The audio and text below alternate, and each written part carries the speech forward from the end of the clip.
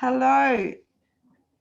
Hi, Hey, greetings. It is Kathy Frey here from IMCO, from the International Integrative Maternity Healthcare Organisation.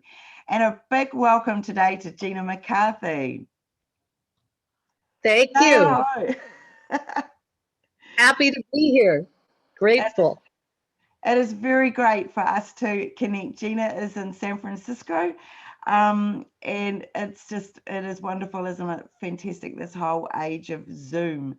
And for those of you who are we'll just wait as people are signing on into the live webinar. If this is new to you, we would love to know whereabouts in the world you are and your role as a health professional, or maybe you're a mum expecting a baby. So you can go down to the bottom of your screen and there's a little button that says chat, and you could go in there and let us know whereabouts you are. That would be great.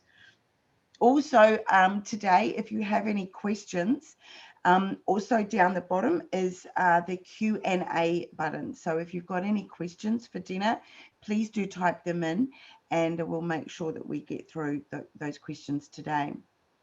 The format of today is that we're going to be just basically Gina and myself having a bit of a chat for the next 40 odd minutes or so. And so it's a very, it's a fascinating, this topic of preparing ourselves spiritually and psychologically for becoming perinatal professionals. Yeah, it's a very, a topic we just don't talk about enough, especially when it relates to trauma. But let's just give you a little overview of Gina's background. She's a perinatal psychotherapist and a certified PTSD treatment provider, which I'm sure she can go into a little bit more detail about. And she's also the developer and educator of the Birth, Spirituality and Healing Network, which we'll want to hear more about. And Gina currently teaches perinatal professionals in the Sacred Basket program. And of course, perinatal, if that's a new word to some of you, really kind of sums up that whole period of sort of pregnancy, birth, postnatal. It's that sort of a word that sums all that part up, all of that journey. And Gina is trained in shamanic healing, Buddhism, healing, Cherokee peacekeeper. I find that fascinating, particularly, and perinatal psychology, cross-cultural ways of healing. And she's also the founding developer of multiple perinatal and integrative health programs. So a very big welcome to our Gina. Yay. Thank you, Kath. Explain a little bit more about yourself before we kind of head on into the topic. Yeah, well, I'm a nurse also, and I'm a mother, and I always wanted to have a child. And I had a very traumatic birth when I was born, which meant my mother and I both experienced that. And that's in our implicit memory. And then I was really interested in learning healing because I kept having panic attacks when I'd get pregnant. And so I learned how to heal. And now I'm sharing what I know because I found out so much is possible beyond what we think is possible from that traumatized place into the healing place where things open up and we feel safe in our body. And it's amazing, right? Yeah. And, we were discussing earlier, just in the green room before we came live, is it's funny, you can't help but, start chatting on the topic, and we're like, oh, we can't go too much into this because that's what we want to do with you guys. But I certainly, as a midwife, it's a while ago that I did my university training, but I can't recall us ever discussing ways as perinatal health professionals to cope with the trauma that we know that we're going to be exposed to.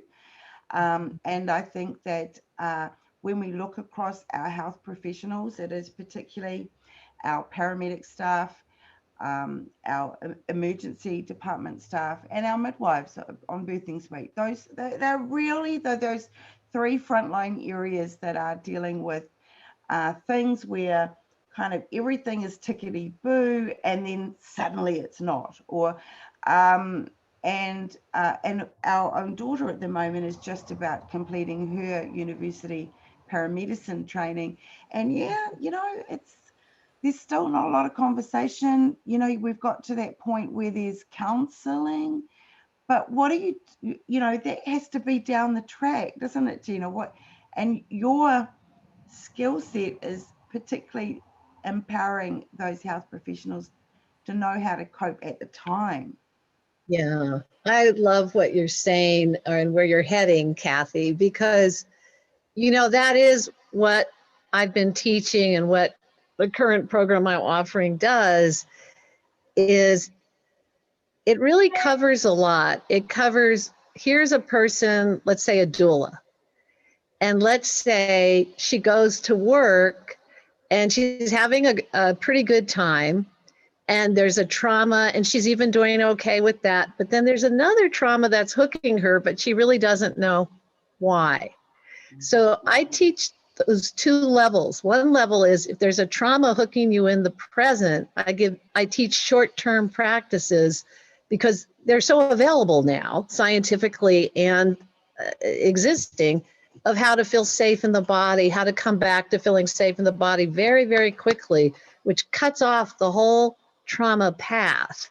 And then it brings you into the present. You come back to potency and choice. And then the other thing is that, but this thing was hooking the doula. So a lot of people, unfortunately now more than ever, we have either intergenerational trauma or we have our own trauma in our lifetime of the way we were born, and that's in our memories. And so another thing about trauma is it's not a dirty word anymore. It's actually like, oh, trauma informed, but still, nobody in their right mind is like, oh yeah, let's talk about trauma. And so, and the reason why is because we're human and we have these bodies that start to, like, hey, I need to be safe. That does not sound safe. So part of what I'm teaching over and over again is how to feel safe, which is actually a very simple process.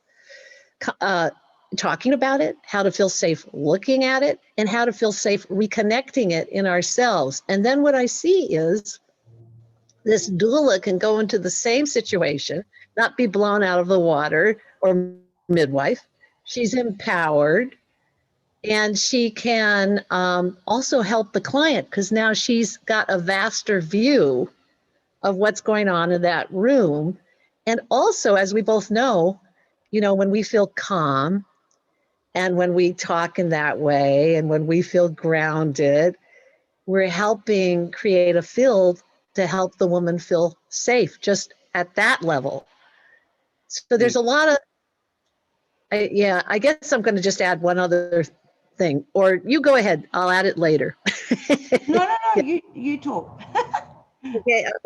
So, well, I want to talk about the resourcing practices I teach, because people are learning now, quote, resourcing practice. What is a resourcing practice? A resourcing practice is something that helps you feel safe in your body. It attunes your mind and body to peace or calmness.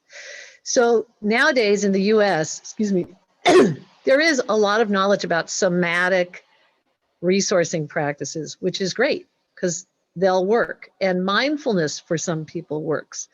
I teach something I learned from EMDR, Laurel Parnell, bilateral stimulation. You're tapping your legs or you're tapping your hands if you don't want anybody to see. And it's a way, and I think I'll teach it later in this because it's very short, down later towards the end. Yeah, that would be great. It'd be wonderful to come away with, something really practical. Cool. Yes. So anyway, the point is, though, it's just very effective for about 90% of people to just really calm their nervous systems down. And you can tell, I had a lot of trauma. I get excited, so I use it a lot. Okay. That's excellent. And it's part of the trauma I've certainly seen a lot. And I think, any holistically minded sort of natural birthing style midwife would be the same, that you tend to have women come and see you, particularly with second pregnancies, where the first pregnancy and the birth ended up being dramatic and traumatic, and but they themselves, in retrospect, kind of go or know that they weren't as engaged as they could have been in their pregnancy. They were working to the last minute, and that's they didn't have a chance to read that book, and they didn't see that seminar, and they didn't think they need that, and they sort of come away annoyed at themselves, that they allowed things to kind of go this way, and with the second pregnancy, particularly that second birth, they're like, I'm taking control of it this time, and I'm going to learn about the secrets of natural labor, and I'm going to understand the ways that I can use natural pain management, and I'm so they know they need to heal themselves, and it becomes incredibly empowering. But oftentimes at the same time, when you hear these stories of that first birth, you can feel the trauma that they're still carrying. And often I would find, if I even just get hold of their notes, which isn't a good thing to do anyway, but when you get hold of their notes and you read what was occurring, it wasn't that extraordinary. It was just another run-of-the-mill little bit of fetal heart rate concern. Let's go for a Caesar, and it was probably could have been the sixth one that obstetrician did that day, But for that woman, her message was that her baby was in serious trouble and was about to die unless, the obstetrician came in and saved the day.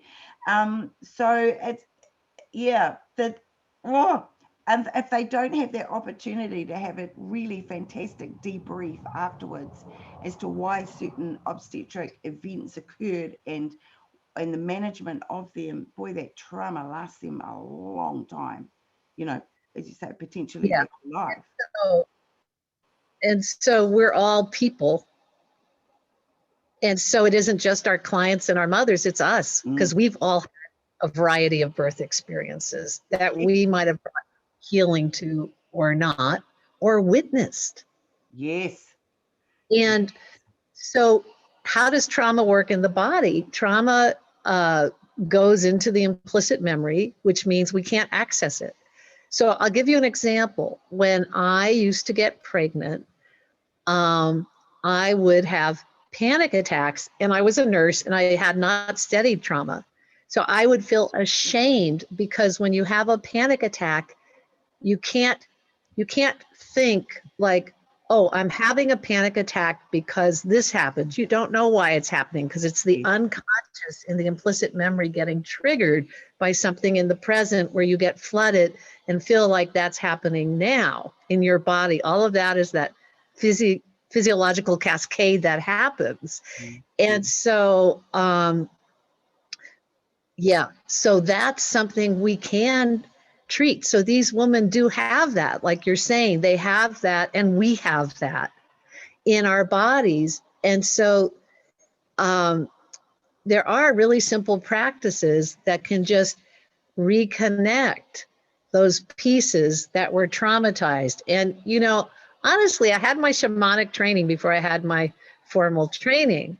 And I guess I had my nurses, and then my shamanic training, and then my psychology training. And I find that the trauma healing that you have to get certified in, blah, blah, which I am, EMDR certified, and the shamanic healing, and my friend who's a shaman, we also often have an enjoyable laughing conversation about this. They're very similar. They're really very old, and they're more new. Very similar principles. You have to have a way where people feel safe, and you can do that through these resourcing practices. And then you go, or through anything that calms your nervous system down, so that your brain waves actually slow down. And that's where you can have access to the memories. And then if you feel supported, You can do something as simple as go to that horrible experience and bring love to that younger person in that moment. And that can be profoundly healing, just that, for many, many people. And I'm on a roll, so I'm going to toss out one other one that's beautiful. And then a lot of women suffer so many symptoms of triggers. And I'm going to just help me to come back to where I started, because I'm going to segue, and sometimes I can't find my way back. And so the segue is, for example, guilt. You know, I could have done more. I could have made a better decision. Women torture themselves about that. It gets locked in like an OCD or something. And so that's how it's manifesting. That's not like I'm going to wake up today and torture myself all day, because that sounds like a really fun idea. It's like, no, my body is triggered and it's manifesting in this way of thinking. Okay, so I don't have control over that. What I have control over that is resourcing so it feels safe again. And I remembered the point I was going to head to. So the other thing I want to say about healing is a lot of women feel so guilty because they disassociated at the time of the birth and they haven't welcomed the baby. And so they have this anxious feeling like I'm not connected to my child. And so a really simple practice you can do is support the woman, or yourself if it was you, to calm down, go to that relaxed place, you know, maybe if you have some support images, a pet or a loved one or a spiritual being or an ancestor, let them support you. And then just welcome that baby from your heart back in that moment. And I've done that practice, and many of my clients have, and it's so beautiful. It changes your relationship with your child because you had missed that moment and your child had missed that moment. So when you give us like a practical way that you're sort of saying to do that. I mean, let's say as a midwife or doula, you're visiting your woman in her postnatal room or at home, and you can see she's just friable, you know, and and you're wanting to guide her through that, which is also guiding yourself through that. How would you kind of do that? You know, I've been doing this, like we talked about, for a long time, and I have a little bit of a more humble attitude, I think, now towards early postpartum versus advanced postpartum, you know, later postpartum or the first year. Women are so, it's not so much overwhelmed, but you know, there's just so much going on, especially if you had a trauma. But even if you didn't, there's so much physiologically repair, you know, going on in the first few days. So I don't know, you know, you'd have to use your intuition. If I would lead her right then, it might be the perfect thing, And I can give you an example of what that might look like. Mm-hmm. But also what I might do with her at that moment is two things. If I have done my own work so I can actually do this, I can show up with compassionate presence and listen to her. And compassionate presence is really powerful, and it's a slower brainwave than talking. It's just, you know, we're in that heart limbic system. Mm-hmm.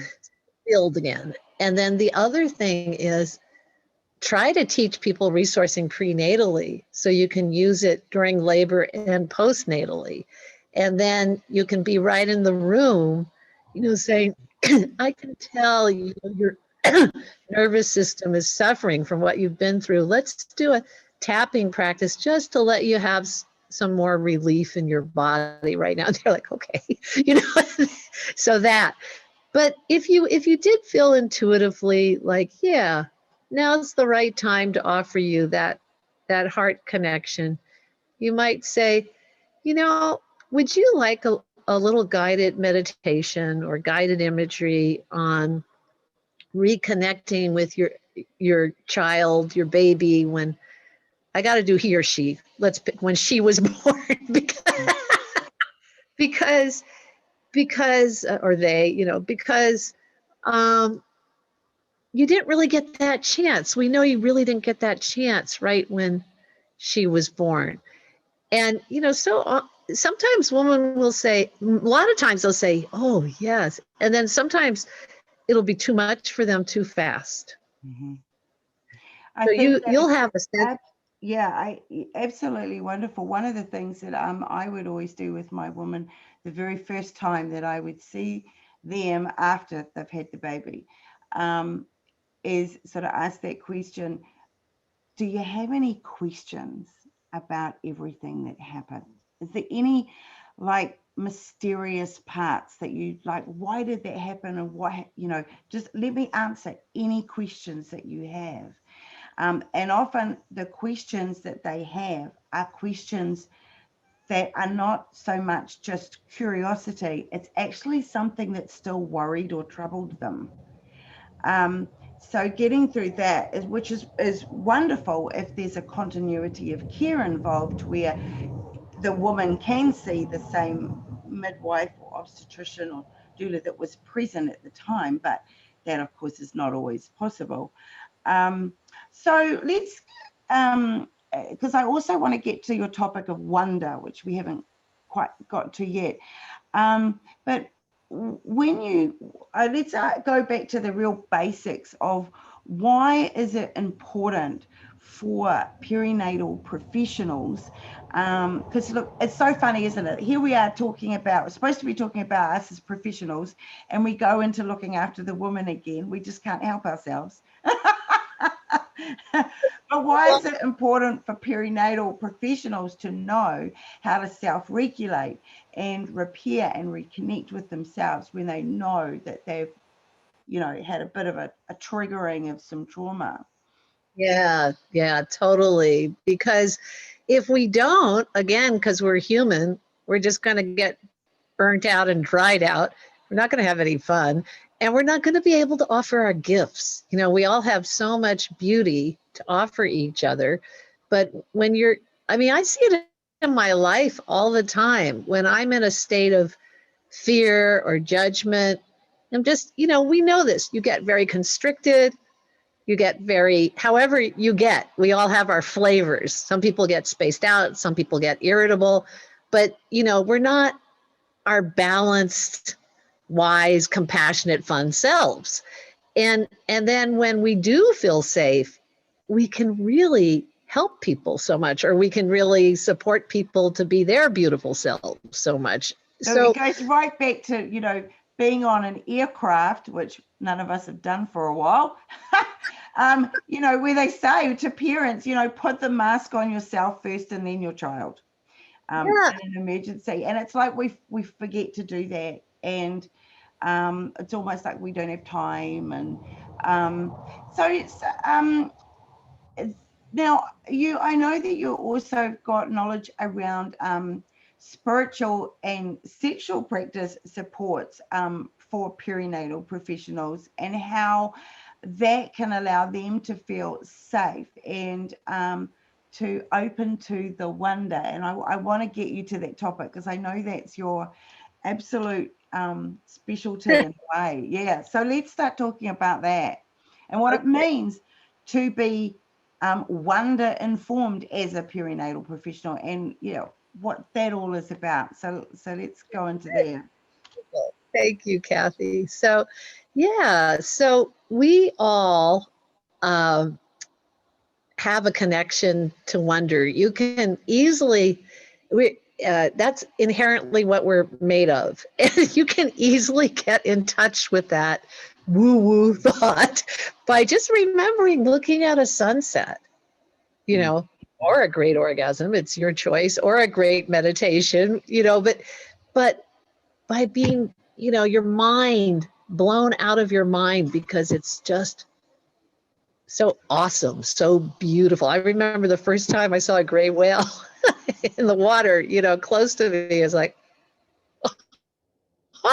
and it was a very positive wow, not scared wow. It was just like, oh wow. And so we all have that capacity, but this culture, this world global culture is not encouraging it. And so, but the thing about women that's pretty amazing is women are inherently designed in birth, and this is a big to-do list, if they feel safe to open to wonder. So we know that it takes practice to feel safe to let go now more than ever, I think, in a way, because the culture is so, ugh. So anyway, and then how do you cultivate that practice? Okay, one of the things that I've done for years and ancient peoples did for years is something called ceremony practice, which can be really just a very simple practice of where you come together by yourself or with others with a simple intention, please help me feel safe to bring my work out into the world, whatever, bring my baby out into the world, whatever. And then, or please help me know my value, whatever it is. And then you open to something beyond your own linear mind. you don't Right. have to open, you don't have to create any fake beliefs. You just open to more. There's more out there. It's a humble recognition, which right away is having a good effect on you. So now you've got intention, you've got opening, and then you slow down. So there's those slowing down the brain waves. So now you're really opening up to more resources and information.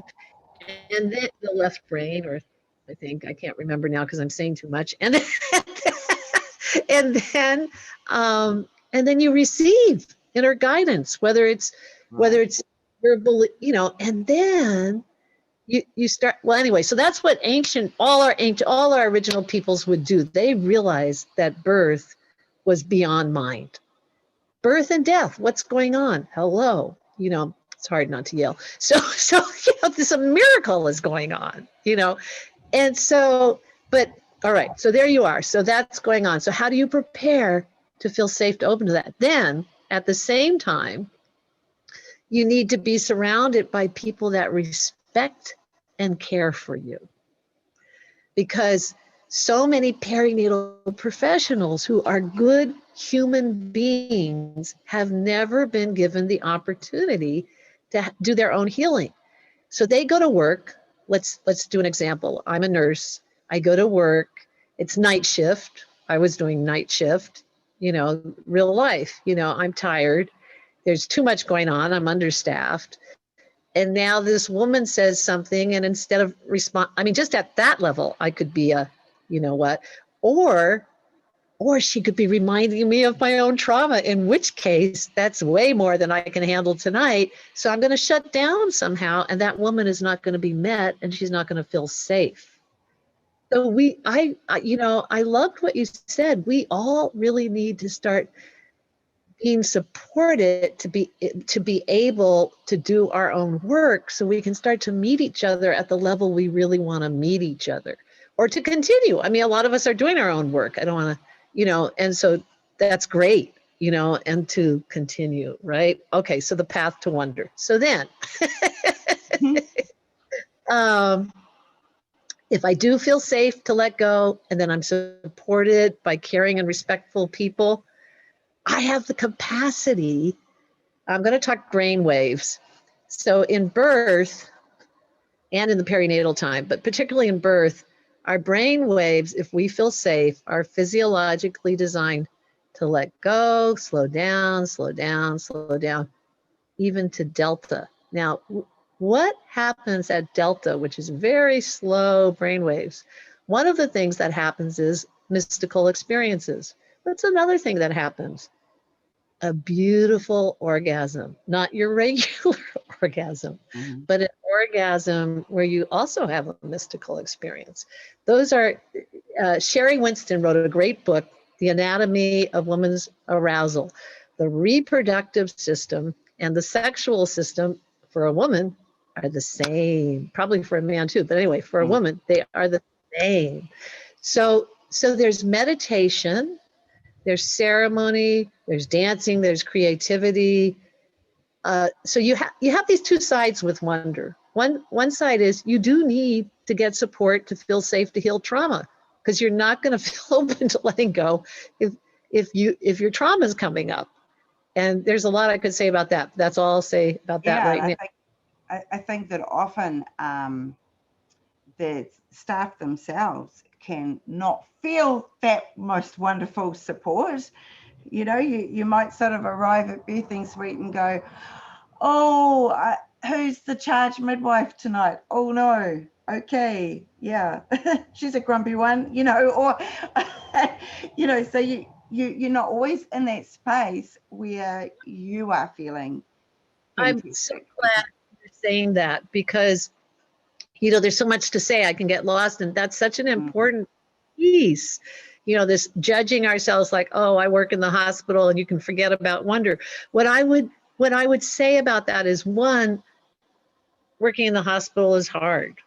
Working, but really, anyway, working in this culture with birth really has a certain universal level of hardness as well as wonder. And so, one, always be compassionate to yourself. Whatever you do during that 8-hour shift, if you have one breath that's kind of kind to yourself, that's good. and then if you have the sincere energy and the self-care practices or whatever, it's not about being good or bad. Thank you for catching that. That's so important. It's just sometimes that moment that you give to yourself, it could be as simple as when you're sitting on the toilet. Yes, that's what you just bring it back and say, okay, if that's the place to escape to, well, do that. I love that. I love that, Kathy. I always used to say to people, go to the bathroom and tap, that resourcing practice. Let's leave time for that. I kind of want to toss out one other thing, but I'll toss it out because it's important. I have no idea how we're doing for time. We're good. Okay. So the other reason why we want to start on this path and prepare ourselves and our clients for wonder is because if you don't prepare a woman, the woman who's giving birth, that her brain waves are going to shift. She's going to feel like she's losing control. And some women are going to feel like they're dying. And some women will have trauma just based on that. Right. Yeah. And so I think it's kind of like we're missing something that we need to start bringing back for ourselves and for them. Yeah. And the crazy thing about that trauma for us and for them is it just, it's there for life until you cure it and until you address it. And it just is. I remember a girlfriend saying to me once when her son, this years ago, but her son at about 8 or 9 was diagnosed with dyslexia. And she was like, I blame myself. Why? Why on earth are you blaming yourself that your son has dyslexia? And she goes, it was the forceps delivery. She said, I know, they yanked on him and that's what did the damage. I should never have said yes. I'm like, wow, and it's just crazy that we would still be thinking that way all these years later. And anyway, so let's talk about, because I know that we were going to say, what is a practice that can reconnect us effectively when we're feeling triggered as health professionals. So, so tell us about the tapping that we can do in the toilet, even for a moment to ourselves. Tapping in the toilet. I just put that on my website. Anyway, I love that because I always tell birth professionals, to tap in the toilet, literally. And I tell all of my clients, actually, all right. Well, So and often, you know, when you, I don't know about the hospitals that you're in, but at hospitals I'm in, you go into the staff toilets and there's a whole lot of notices. Like, this is a moment in time where they can get your attention, you know, and have you attended this, and this is coming up, and, you know, what are the breastfeeding rules, and blah, blah, blah. And it needs to be a moment to yourself. yes, yes, yes. Okay, so tell us more about that. Right. So let's do a really simple practice, and then you'll be the guinea pig and stay very real. Okay. If, you know, like if it works, it works. If it doesn't, it doesn't. If you have a question, great. All right, excuse me. So I think you can do this practice for a lot of different things. You could do it to feel protected. You could do it for self-compassion.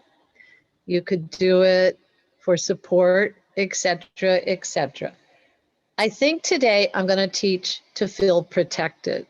You know, it's not hard to imagine why that might be useful. Okay. Yeah. All right. Okay. I think that you can, you know, because that's probably part of that, big part of that trauma is that you are not feeling safe and you're not feeling protected yet. As a midwife or any of these birth health professionals, you are needing to make some really important decisions, which Yeah. you know potentially could be questioned later. And Yes. why did you make those decisions? Why did you manage things in that way? So it's almost like sometimes we can carry our trauma for, you know, the potential future trauma that hasn't actually occurred yet. Oh, absolutely. Yeah. Well, yeah. Okay. Let's see. I actually, Kathy, I am going to ask you about time because I want to be mindful of Yes. what Okay. I might. So we can still go for easily another 5 or 10 minutes. Okay. Yeah. Oh, that's perfect. Thank you. All right. So here we go. So get in touch, and I'm inviting the audience and you, and I'm going to say it, and then we'll do it. So I'm going to say it first. So first of all, you'll get in touch with a protective energy. For some people, this is an animal like a tiger or a bear or a lion or a hawk. For some people, it's a spiritual being, if you have a belief like that. For some people, it's an ancestor. For some people, it's someone you know. It's someone who has your back, and they will have no hesitation to yell on your behalf. And so this is a protective energy. So take a moment, Kathy, and just let me know when you've found who you're going to use or what you're going to use. I've already found it. Yeah. Gorgeous. I bet. Okay. So that's not, yeah. So anyway, now what we're going to do after I stop talking, I'll do it with you, is you're going to take your hands and you're going to tap your legs, one leg and then the other leg. And you do it at a rate you like. Some people go like this, some people go like this, whatever you like. Tap at a comfortable rate. You're going to do it about 10 or 20 times while you're connecting with that protective energy, that feeling of being protected. You're going to do it that way for 10 or 20 times because you can start to process. And when you resource, you don't want to process. You're not resourcing to process and work harder. You're resourcing to feel safe in your nervous system. So that's why you only do it for a short time. Any questions? I think you've already begun. Okay, so Yes, I have. Um, I knew you would. A lot of people do. Why don't we just do the practice now, and then we'll do the question. All right. you know, I think hopefully everybody by now may have had a moment to find their connection Right. that they're going to use. So, yeah, let's go for it now. Good. Okay. So getting in touch with that, your protective energy that helps you feel protected. And then just begin to tap your legs, connecting with it for about 10 or 20 times. And then stop and notice how your body feels, and then come back to the call.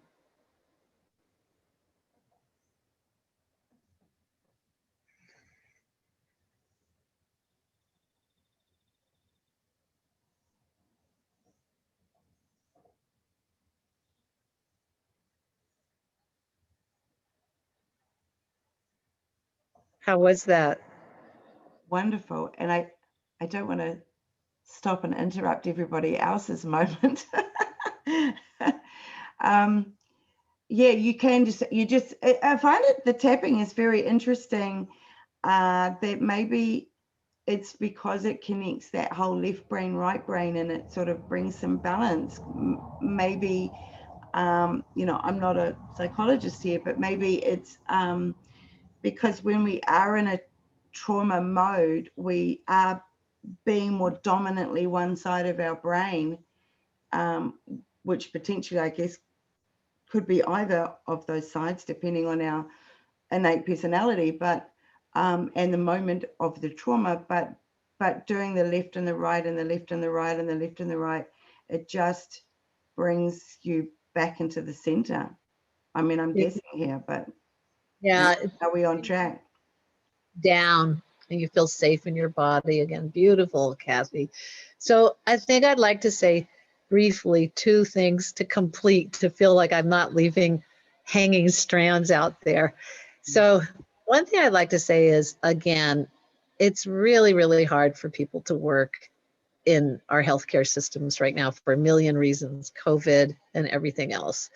And so again, even though you know wonder's possible and you know trauma needs to be healed, we're all helping each other get there. And whatever we can offer from our true reality, not pushing it, not because we should, but really what we have authentically is the gift. And, you know, so whatever you do, it's a big gift, including if one night, one shift or 20 shifts, you don't do anything because you need to keep your energy to yourself. So that's one thing I want to say. And then now I feel complete about that. I don't want to send out judgment at all.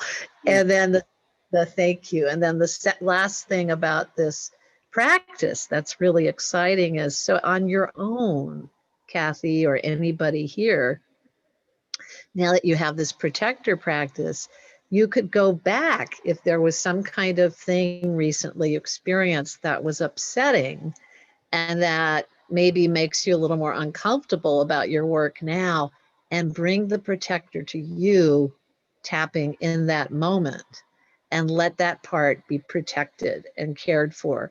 And that will bring you some, most likely, healing. And you should feel free to email me with questions or whatever. Yeah. I'd almost go so far as to say that as health professionals on these, you know, busy and sometimes dramatic situations, it's almost like, how can I put it? I don't want to say it's, because it sounds judgmental to say if you're almost being a bit irresponsible to yourself if you don't look after yourself, because that sounds very judgy. But it is about us saying that we have to do this. We have to put our mask on first before we can put the mask on somebody else. And so maybe those of us that are here today and those that will watch this webinar later, we can just make our own little promise to ourselves that every time we go to the toilet when we're at the hospital or at the birthing centre, we'll just do some tapping. You know, as you say, it's only 10 or 20 times and it's only a few minutes and nobody's going to question how long you're spending in the toilet. And, you know, we just always replenish ourselves and replenish, and a little bit like, you know, that it's a jolly good idea to take a multivitamin in the day, you know, in the morning. So, you know, you replenish that, and it's such a lovely little effective tool. Lovely little what? Effective tool. Oh, yeah, good. Thank you, Kathy. I so appreciate what you're doing here. And yeah, yeah, it is a path to, in this culture, it's a path for all of us to take care of ourselves. And there isn't any judgment about it. It's, I was going to swear, but I don't think I should. It's hard. It's really hard to do that. And that's okay. You can tap support for the part that feels like it's hard to take care of yourself. It's okay. and we can still make progress with it. And then it gets easier. I love it. I really love it. So, look, if anybody, we are going to be winding up soon. So if anybody has any questions that you want to give Gina, please do type them in. We've covered off everything to date. Or I'm just thinking of some other notes that I've made.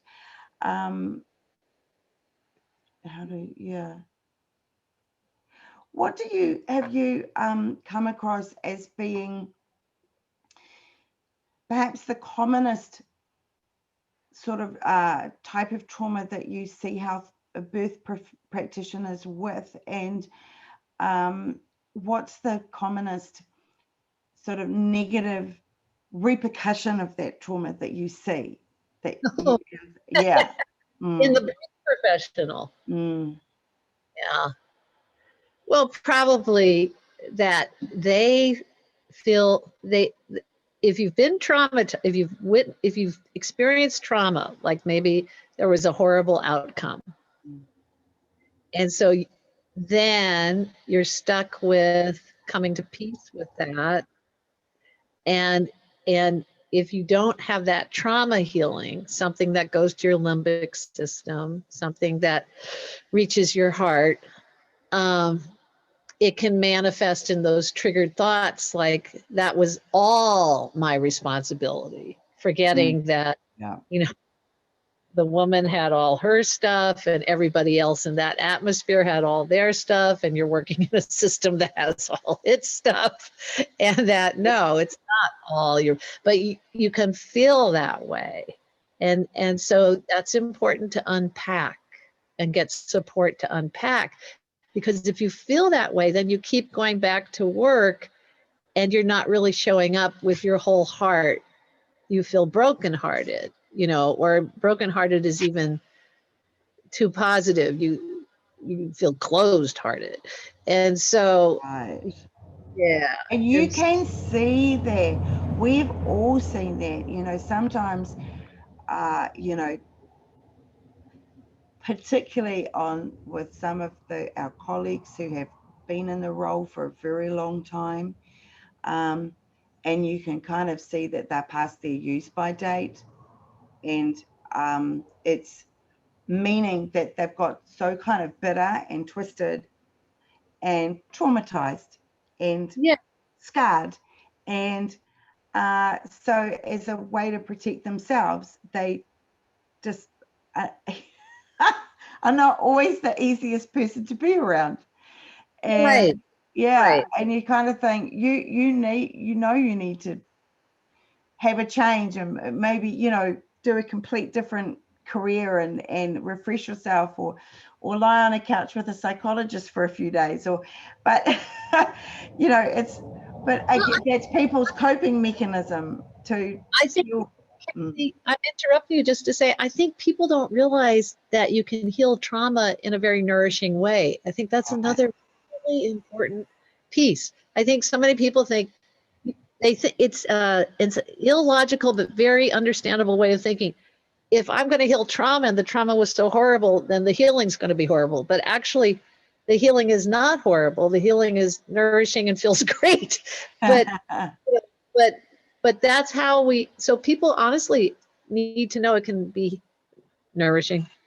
Do you think that, I'm being the devil's advocate here, but when you say that the healing can be nourishing and feel wonderful, for me, I kind of feel like that's that shamanic knowledge in you coming out, that you know it can be. But I think that, am I wrong that sometimes with some of our psychology peers, that's not always the way it's done, that it almost does get a little bit. But it's not so much my shamanic background, even though I'm sure that is a piece of what I offer, but it's more, I think now there's some really great professional psychology, trauma healing wisdom, and that's improved over the decades. And the somatic work generally is very powerful. I find something like EMDR and somatic is very good combination. But yes, a lot of, Can you, before we wind up, could you just quickly explain what that is? Those oh yeah, 4 letters? I will. Yeah, but I am going to say something important because of what you said. A lot of people will get up their courage to go to a psychologist, and then they'll feel worse because they don't heal, and it's exacerbated. So you have to look for a trauma healing, someone who really knows how to do it. Okay, so EMDR is a funny name to me. Eye movement desensitization reprocessing. And but Francine Shapiro found it with the Vietnam vets. It's all about bilateral stimulation, and then there's a protocol or a path, and it's elegant and effective. And I'm really grateful to offer it. Fantastic. Okay, well, look, it's just been so special having you here, and it's just a topic that is just not given enough dedicated time to. And you know, it wasn't when I was training as a midwife, and it's still not with our daughter training as a paramedic. It's, you know, we're still not really addressing that enough. So I'm definitely going to be telling her about the tapping technique, and you know, let us tell our woman as well. That's such a simple thing. So thank you. I know that you've got so much more you could tell us, but that in itself is just a lovely little gift that everybody has received today. And thank you. Thank you. So thank you everybody for those of you that are live here today. I know a lot of our followers, you know, booked to attend, that they'll be watching the video afterwards. And because, you know, we're all over the world and we're all in different time zones and all got different commitments of what's going on. But for those of you who are live with us here today, thank you for taking the time. And it makes it really nice for Gina and I've made sure that we've got through your questions as well. And so thank you. Is there anything final you'd like to sign off with, Gina? I hope a lot of people find easy support for their own precious growth. Oh, thank you. Okay, bye everybody, and we wish you all a wonderful, wonderful week. Okay, bye.